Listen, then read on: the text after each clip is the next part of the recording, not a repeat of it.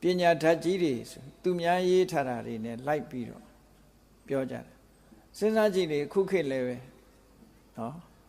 အခုခေတ်လည်းသူများပြောတာတွေနဲ့ပညာဓာတ်လုပ်နေကြရတာပဲလေစဉ်းစားကြည့်ပဲဆိုရင်နော်ဘာမှပြောစရာမရှိဘူးအခုဘုန်းကြီးတို့တရားဟောတယ်ဆိုတာမြတ်စွာဘုရားဟောတဲ့တရားကိုဟောတာကိုဉာဏ်နဲ့ဟောတာမဟုတ်ဘူး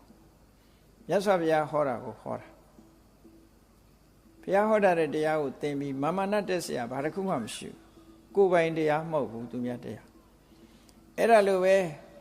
အခုခေတ်မှာဒေါက်တာကြီးတွေဖြစ်ပါမောက္ခကြီးတွေဖြစ်ပြီးတော့ဖီဇစ်တို့ကမစီတို့ဘာတို့ဒီလိုပညာတွေတတ်ထားတဲ့ပါမောက္ခကြီးတွေဒေါက်တာကြီးတွေလည်းမာနကြီးစရာမရှိဘူးသူများပြောတာလိုက်ပြောနေကြတာလေသူတို့တီထွင်တာပါတာမှမဟုတ်တာ